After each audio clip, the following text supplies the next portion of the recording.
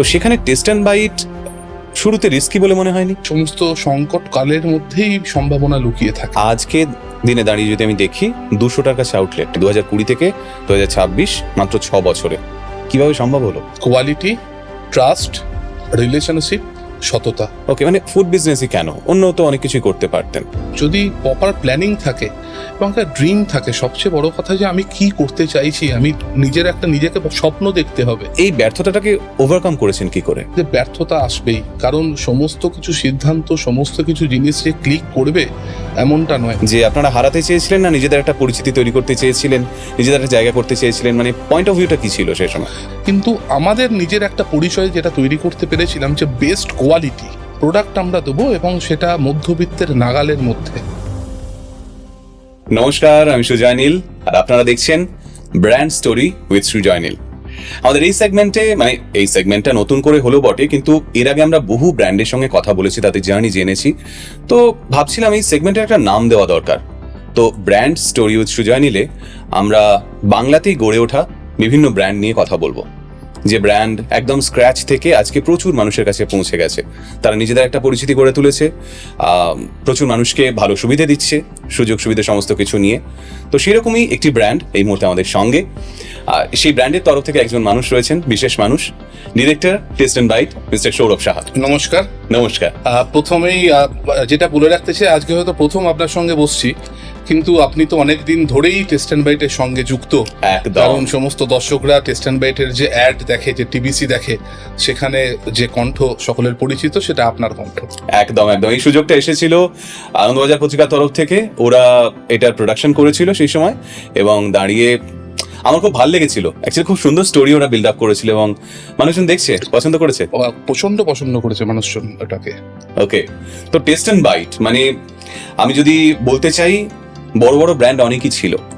মানে আমরা যদি কেকের দিক থেকে বলি, কনফেকশনের দিক থেকে বলি, অনেক ছিল, এবং বড় বড় নাম রয়েছে যেখানে। তো সেখানে টেস্ট অ্যান্ড বাইট শুরুতে রিস্কি বলে মনে হয়নি যখন করছিলেন? অ্যাকচুয়ালি এখানে বলে রাখা দরকার, টেস্ট অ্যান্ড বাইটের জার্নি যেটা শুরু হয়েছিল 2020-তে। তো 2020 মানেই তো আমরা সবাই জানি যে একদম প্যান্ডেমিক, বিভিন্ন কলকারখানা বন্ধ হয়ে যাচ্ছিল, মানুষ কর্মসংস্থান হারাচ্ছিল। সেই সময় আমরা, মানে এটা টেস্ট অ্যান্ড বাইটের পেছনে কিন্তু সাহা পরিবার। তো আমি, আমার কাকা মিস্টার অরুণ কুমার সাহা এবং আমার দাদা মিস্টার সন্দীপ সাহা, আমরা অনেক দিন ধরেই একটা ভাবছিলাম একটা ফুডের কোনো বিজনেস যদি আমরা শুরু করতে পারি। তো সেখানে যখন ওই কোভিডটা শুরু হলো, কোভিডের পরবর্তীকালে আমরা দেখলাম যে বিভিন্ন মানুষ আমাদের আশেপাশেই তারা তাদের কর্মসংস্থানটাকে হারিয়েছে। তো সেই জায়গাটা দেখে শুনে, এবং আমাদেরও যেহেতু ইচ্ছা ছিল আগে থেকে, তখনই আমরা ভাবনা চিন্তা করলাম এবং শুরুটা করলাম। এবং আমরা একটা জিনিস বিশ্বাস করি, যে সমস্ত সংকট কালের মধ্যেই সম্ভাবনা লুকিয়ে থাকে। ঠিক, কিন্তু এটাও সত্যি যে ধরুন, মানে একটা বড় ব্র্যান্ডকে হারানো, মানে আমি জানি না আপনারা কিভাবে ভেবেছিলেন সেই সময় দাঁড়িয়ে, যে আপনারা হারাতে চেয়েছিলেন না নিজেদের একটা পরিচিতি তৈরি করতে চেয়েছিলেন, নিজেদের একটা জায়গা করতে চেয়েছিলেন, মানে পয়েন্ট অফ ভিউটা কি ছিল সেই সময়? আমাদের যেটা পয়েন্ট অফ ভিউ ছিল, কারণ আমরা ফুড বিজনেস, কেন বা ফুড বিজনেস, আমরা দেখি যে অন্যান্য অনেক কিছুই যেমন রয়েছে, কিন্তু কোন জিনিসটা মানুষের মধ্যে হাসি আনতে পারে। ওকে, তো সেখানে আমরা সবাই এ বিষয়ে একমত হব যে ভালো খাবার দাবার, সেই জিনিসটাই কিন্তু মানুষের মুখে হাসি আনতে পারে। এবং সমস্ত সেলিব্রেশন, আমাদের বিভিন্ন বিয়ে, অন্নপ্রাশন এবং বিভিন্ন যে সেলিব্রেশন হয়ে থাকে দৈনন্দিন, সেটা বাড়িতে হোক বা যে কোনো আমাদের কাজের জায়গাতে, সমস্ত সেলিব্রেশনের এই জায়গায় সঙ্গী থাকার জন্য। তো সেই সব ভেবেই আমরা ফুডের বিজনেস শুরু করেছিলাম। এক্ষেত্রে আমরা তখন দেখেছিলাম যে মার্কেটে অন্যান্য কম্পিটিটর ব্র্যান্ড যেগুলো রয়েছে, তারাও দিচ্ছে, কাউকে খারাপ বলবো না, কিন্তু আমাদের নিজের একটা পরিচয় যেটা তৈরি করতে পেরেছিলাম, যে বেস্ট কোয়ালিটি প্রোডাক্ট আমরা দেবো এবং সেটা মধ্যবিত্তের নাগালের মধ্যে। এটাই ভাবনা চিন্তা আমাদের ছিল। সেই পরিচিতিটাকে সঙ্গে করে নিয়েই আমরা শুরু করেছিলাম এবং আজও এগিয়ে চলেছি। এবং আজকে দিনে দাঁড়িয়ে যদি আমি দেখি 200টার কাছে আউটলেট, হিউজ। এই কম সময়ে 2020 থেকে 2026, মাত্র 6 বছরে কিভাবে সম্ভব হলো? একটাই, সেটা হচ্ছে কোয়ালিটি, আমাদের সার্ভিস, আমাদের রিলেশনশিপ এবং ট্রাস্ট। এই চারটে জিনিসকে আমরা প্রথম দিন থেকে সঙ্গী করে এগিয়েছিলাম আজও সেটাই করেছি, কারণ আমরা প্রত্যেকটা ফুড যে তৈরি হচ্ছে তার পেছনে যেটা র মেটেরিয়ালস, যে ইনগ্রেডিয়েন্টস সেগুলো হয়, সেগুলোর সঙ্গে আমরা কোনো রকমভাবে কম্প্রোমাইজ করি না। আচ্ছা, একটা জিনিস আমার খুব জানার আগ্রহ, যে ধরুন 200টা আউটলেট, এবং সেটা কোথায় কোথায় মোটামুটি? এই মুহূর্তে আমরা ওয়েস্ট বেঙ্গলের মানে দক্ষিণবঙ্গের 10টা জেলার মধ্যে আমরা রয়েছি। উত্তরবঙ্গে এখনো পৌঁছয়নি? উত্তরবঙ্গে এখনো যায়, চেষ্টা চলেছে নিশ্চয়ই। হ্যাঁ, আগামী দিনে চিন্তা ভাবনা তো এই যে ধরুন 200টা আউটলেট, সেখানে খাবার পৌঁছে দেওয়া এবং সেটা ঠিক টাইমে ফ্রেশ থাকা অবস্থায়, চ্যালেঞ্জ তো রীতিমতো চ্যালেঞ্জ, এবং সেটা আমাদের দায়িত্ব এবং দৈনন্দিন কাজ, কোনো একদিনের নয়। এবং প্রত্যেকটা আউটলেটে আমাদের প্রত্যেকদিন সকাল 9টার মধ্যে আমাদের প্রোডাক্টটা ডেলিভারি করতে হয়, এবং তার সঙ্গে কোনো স্পেশাল অকেশনে, কোনো কাস্টমারের যদি কোনো স্পেশাল অকেশন থাকে এবং তার বাড়িতে ডিমান্ড থাকে স্পেশাল, হ্যাঁ, সেখানেও আমরা তার বাড়িতে আমরা পৌঁছে দিয়ে আসি। ওকে ওকে। তো একটা জায়গাতেই তৈরি হচ্ছে খাবার এখন? একটা জায়গাতেই তৈরি হচ্ছে, এবং সেখান থেকে আপনাদের এই যে পৌঁছানো, তো প্রচুর কর্মচারী তার মানে? হ্যাঁ, তৈরি করার জন্য এবং পৌঁছে দেওয়ার জন্য। এই মুহূর্তে মানে ডিরেক্টলি আমাদের কোম্পানির সঙ্গে যুক্ত প্রোডাকশন এবং লজিস্টিক্স অফিস সব মিলিয়ে প্রায় 500 জন কাজ করছে। ওয়াও, মানে 500 জন। কোভিড পিরিয়ডে যদি কথা বলি, সেই সময় তো প্রচুর মানুষ কাজ হারিয়েছেন, তার মধ্যে 500 জনকে যদি নিজেদের কাছে নিয়ে আসা যায়, তাদের একটা ভবিষ্যৎ গড়ে তোলা যায় এবং সৎ পথে থেকে মানুষকে কর্মসংস্থান দেওয়া যায়, আমার অনেক অনেক শুভেচ্ছা আপনাদের। মানে এটা যে ভেবেছেন। কিন্তু আরেকটা জিনিসও জিজ্ঞেস করা, আপনারা কি অনেক আগে থেকে ফুড বিজনেসে ছিলেন নাকি? না, এটাই আমাদের প্রথম ফুড বিজনেস, এখান থেকে আমরা শুরু করলাম। ওকে, মানে ফুড বিজনেসই কেন? অন্য তো অনেক কিছুই করতে পারতেন। আমি প্রথমেই বললাম যে মানুষের মুখে হাসি আনতে পারে একমাত্র খাবার। না, আরো অনেক কিছু আনে, কিন্তু তবুও খাবারটাই ভেবেছে নিশ্চিত কিছু একটা মাথার মধ্যে চলছিল। হ্যাঁ, আরো একটা জিনিস হচ্ছে কোভিড পিরিয়ডের মধ্যে আমরা দেখেছি যে অন্যান্য অনেক ইন্ডাস্ট্রি বন্ধ হয়েছে, কিন্তু খাবার এমন একটা জিনিস যেটাকে ছাড়া মানুষ চলতে পারবে না, এটার কোনো বিকল্প হতে পারে না। ঠিক ঠিক ঠিক। এবং আরেকটা জিনিস সেক্ষেত্রে মানে ওই সময় আমাদের উপলব্ধি হয়েছিল যে নিউ নর্মাল, আমরা সবাই নিউ নর্মালে যখন দেখেছিলাম মানুষ অনেকটা বেশি কিন্তু হাইজিনিক খাবার, কোয়ালিটি ফুড, এই দিকে অনেকটা কিন্তু মানুষের চাহিদা ছিল। তো সেই চাহিদা পূরণটাও কিন্তু আমাদের একটা লক্ষ্যমাত্রা। তো হাইজিন মেনটেন করার জন্য আপনারা শুরু থেকে এখনো পর্যন্ত কি কি মেনটেন করে চলেছেন? আমাদের একদম র মেটেরিয়ালস প্রকিউরমেন্ট থেকে শুরু করে আমরা যে প্রোডাক্টটা ডেলিভারি করি প্রত্যেকটা একদম হাইজিনিক, এতে আমরা এনভায়রনমেন্টে আমরা প্রোডাকশন করি, এবং সেগুলোর গুণগত মান এবং সবকিছুর জন্য আমরা কোয়ালিটি অ্যাসুরেন্স আমাদের ডিপার্টমেন্ট রয়েছে, তারা এগুলোর ব্যাপারে যথেষ্টভাবে এটাকে লক্ষ্য রাখে। এবং যারা কর্মচারী রয়েছে তাদেরও সমস্ত গ্রুমিং, একদম সমস্ত কিছু আমরা এগুলোকে রাখি।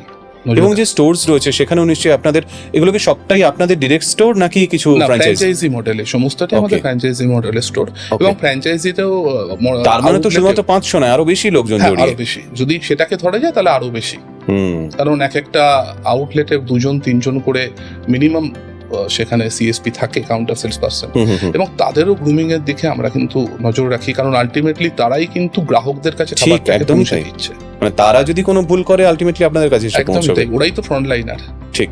তো মোটামুটি ভিজিট করেন মাঝে মাঝে? হ্যাঁ, নিয়মিত ভিজিট হয়, এবং ভিজিট করার জন্য, পুরো জিনিসটাকে দেখভাল করার জন্য আমাদের আলাদা টিম রয়েছে, অপারেশন টিম, তারা এগুলো ব্যাপারে, এগুলো চুপি চুপি ভিজিট হয় কখনো কখনো? হ্যাঁ, কখনো কখনো সারপ্রাইজ ভিজিট তো আমরা ডেফিনেটলি করি। এটা খুব জরুরি, কেননা এই রিসেন্টলি একটা খবর দেখছিলাম যেখানে কর্ণাটকে যে পরিবহন মন্ত্রী, উনি বাসে উঠে ঘুরে বেড়াচ্ছিলেন, তো তাতে উনি দেখেছেন যে কি কি বেহাল অবস্থা, এবং সেগুলো নিয়ে উনি কাজ করবেন বা করে চলেছেন। তো এইটা না খুব জরুরি জিনিস, যেখানে ডিরেক্টলি ধরুন আপনাদের নামটা জড়িয়ে আছে, বা আপনাদের যে প্রোডাক্ট তৈরি হচ্ছে সেটাই আপনারা পৌঁছে দিচ্ছেন গ্রাহকের কাছে, তারা ঠিক ফ্রেশ খাবারটা পেলো কিনা। এবার আরেকটা জিনিস নিয়ে প্রশ্ন করি, ফ্রেশ কথাটা বলতে গিয়েই মনে হলো যে ধরুন একটা দোকানে তো সারা দিনের সমস্ত খাবার বিক্রি না হতেও পারে, এটা একটা পয়েন্ট নিশ্চয়ই আপনাদের ভাবনা চিন্তায় ছিল, তো সেক্ষেত্রে কি করেন? আমাদের প্রত্যেকটা যে খাবারের আমাদের যে ক্যাটাগরি রয়েছে, এক একটা প্রোডাক্টের সেলফ লাইফ রয়েছে, তো সেলফ লাইফ যখনই সেটা পেরিয়ে যায়, সেই প্রোডাক্টটাকে আমরা ফ্যাক্টরিতে রিটার্ন নিয়ে চলে আসি এবং ওটাকে ডিসকার্ড করে দেওয়া হয়। এটা খুব জরুরি কাজ, কেননা খাবারের ব্যবসাতে এইটা আমি আমার খুব ক্লোজ একজনকে দেখেছি, তার মিষ্টির দোকান ছিল। এবার সেখানে ধরুন একটা এলাকায় তো প্রচুর মিষ্টির দোকান থাকে, তো মিষ্টি নষ্ট হয়, সেজন্য ধীরে ধীরে ধীরে ধীরে তাদের পরিমাণ বাড়িয়েছে, আজকের দিনে অনেকটাই সেল হয়, কিন্তু ওই শুরুর দিকে নষ্টও হয়েছে, এবং সেই খাবার তো মানুষকে খাওয়ানো যাবে না, কেননা কোয়ালিটি মেনটেন না করলে মানুষের কাছে বিশ্বাসযোগ্যতা নষ্ট একদমই হবে। তাই, কোয়ালিটিটা মেনটেন করতেই হবে এবং তার জন্য আমরা সেলফ লাইফের দিকে ওটাকে লক্ষ্য রাখি, বা সেলফ লাইফ পেরিয়ে গেলেই এটা আমাদের সমস্ত এটা সিস্টেমের আচ্ছা, এটা কিভাবে নির্ধারিত হয় যে এটা সেলফ লাইফ এতটা? তার জন্য ল্যাব রয়েছে এবং আচ্ছা। ল্যাবে সেগুলোকে টেস্টিং হয় হুম, বিভিন্ন প্যারামিটারস অনুযায়ী, করার পরেই সেটা সেলফ লাইফটা ঠিক করা হয়। টেস্ট এন্ড বাইটের এই মুহূর্তে দাঁড়িয়ে খুব পছন্দের যে খাবারটা মানুষজন খায় সেটা কি? আমাদের সিজনাল কিছু খাবার দাবার রয়েছে, যেমন নলেন গুড়ের বিভিন্ন আমরা প্রোডাক্ট সেগুলোকে আমরা ইন্ট্রোডিউস করিয়েছি, এবং যেটা নলেন গুড় মানে আপামর বাঙালির কাছে তো ওটা তো একটা ইমোশন। ইভেন ডায়মন্ড হারবারে খুব ভালো নলেন গুড় পাওয়া যায়। হ্যাঁ, এবং শুধু তাই এটাই কি নয়, মাথায় ছিল যে ওখান থেকে আমরা একদম, লোকাল খাবার মানুষজনকে একদম দেবো? একদম। আর তার সঙ্গে আমরা জন্মাষ্টমীর সময় আমরা সেখানে শ্রীকৃষ্ণের যে প্রিয় যে তালের যে বিভিন্ন আইটেম, সেখান থেকে আমরা তালেরও কেক, সেগুলো মানুষের খুব ভালো লেগেছে। এছাড়া রেগুলার তো বিভিন্ন আইটেম আছে আমাদের, বিভিন্ন ফিউশন প্রোডাক্ট আমরা যেমন করি, সেগুলো মানুষের পছন্দ। ওকে, আর নতুন কি ইচ্ছে আছে নতুন প্রোডাক্ট নিয়ে, কি ভাবছেন? নতুন প্রোডাক্ট নিয়ে আমাদের তো অনবরত কাজ চলতে থাকে। যেমন আরেকটা জিনিস আমি বলে রাখি, আমরা মিষ্টির সঙ্গে এ করে কিন্তু আমরা কেকের যেগুলোকে সেগুলোকে আমরা একটু পরীক্ষা নিরীক্ষা করতে থাকি সবসময়। আচ্ছা, যেমন এই মুহূর্তে একটা মানুষের যেটা সবচেয়ে পছন্দ, আমার রাজভোগ ফ্লেভারের, মানে যে আচ্ছা। ফ্লেভারটা আমরা মানে রাজভোগে পাই মিষ্টির দোকানে, সেটার কেকের মধ্যেও সেটা আমরা ইন্ট্রোডিউস করিয়েছি। না আমরা ওকেশন বলি হয়তো অ্যানিভার্সারি এটা ওটা, কিন্তু গিয়ে দোকানে বলি বার্থডে কেক দিন। হ্যাঁ, এটা নর্মালি আমাদের মুখ থেকে বেরিয়ে পড়ে। হুম। তো বার্থডে কেক হিসেবে কোন কেকটা সব থেকে বেশি সফল বলে মনে করেন?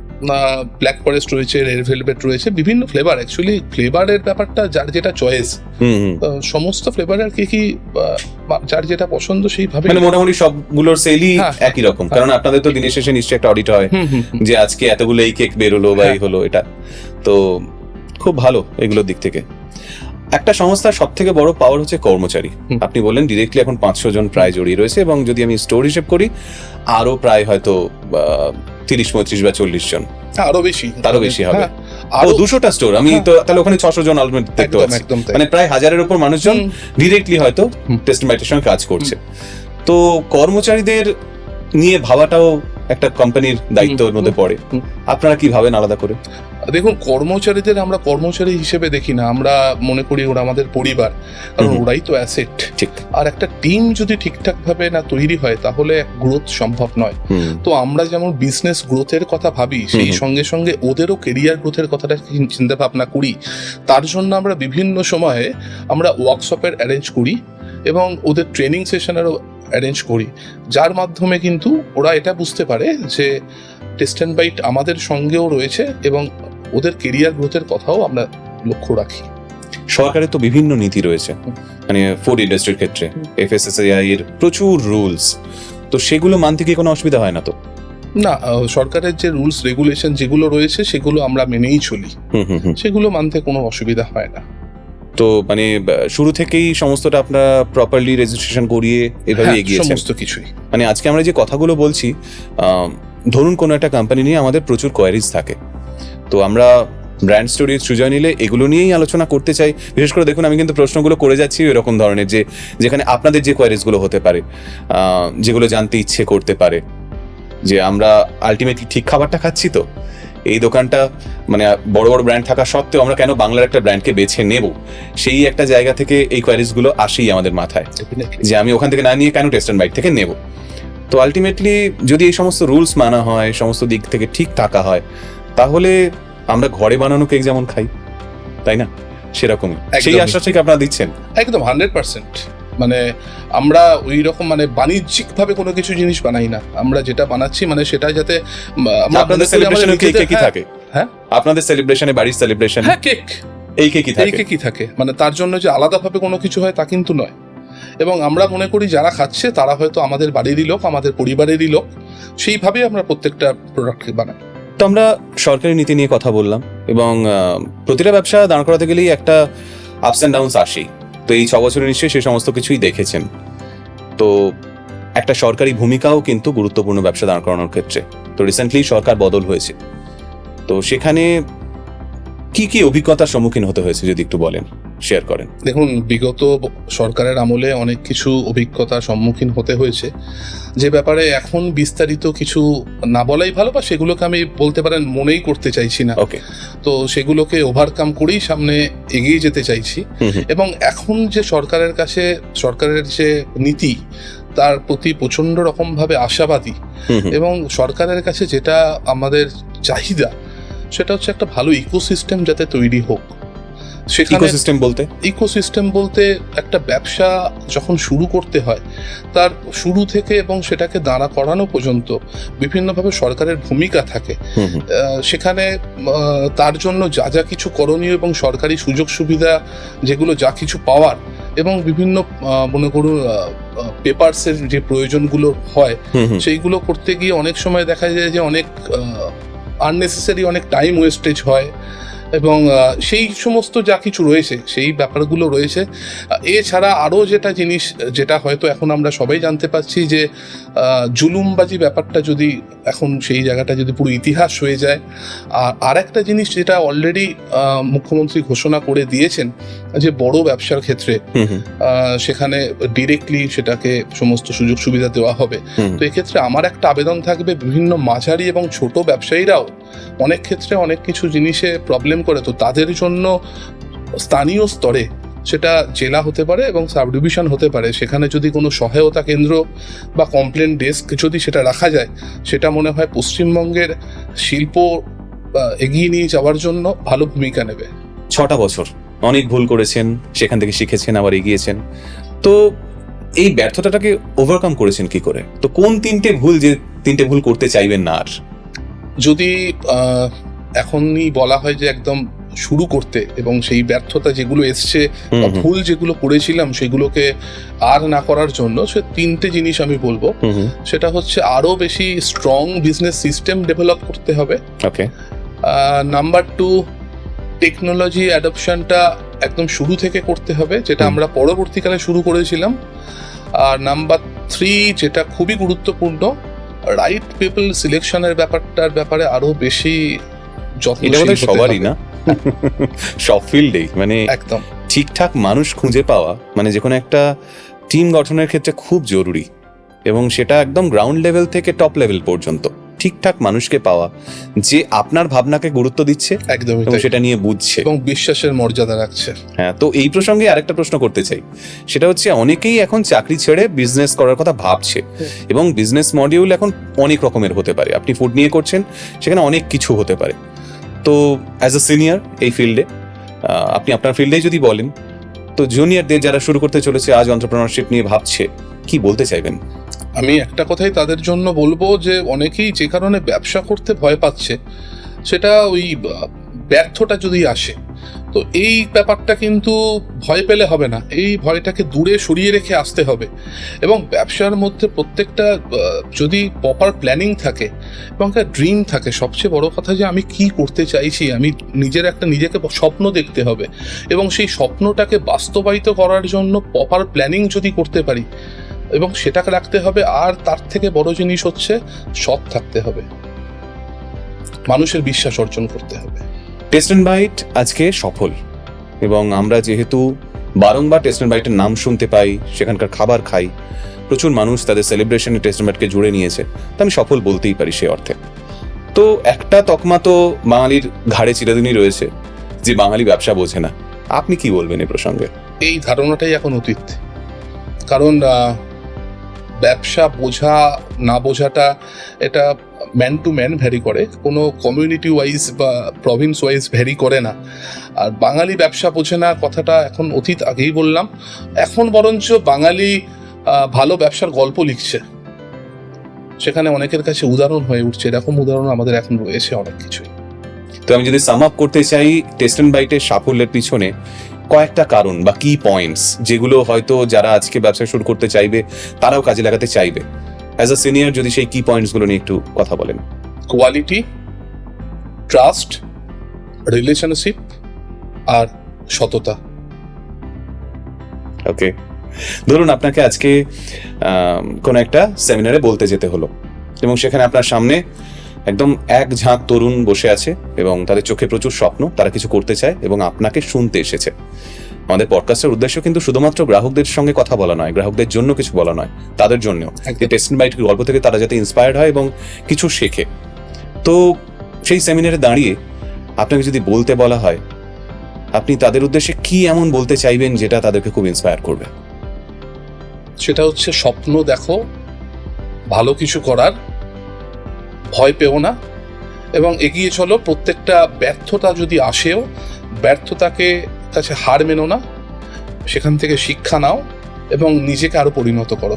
বড় শিক্ষা বলতে আপনার জীবনের সব থেকে বড় শিক্ষা কারো কাছ থেকে পাওয়া, সেটা কি ছিল? যদি বলেন যে সবচেয়ে বড় শিক্ষা, এখানে ব্যবসা করতে গেলে, কারণ এক্ষেত্রে বলে রাখি, আমি আমার পারিবারিক ব্যবসা যদিও আগে থেকে ছিল, কিন্তু আমার পড়াশোনা সবকিছু একটা অন্য ফিল্ডে, কারণ আমি নিজে একজন এমপাওয়ারমেন্ট ফার্মাকোলজি।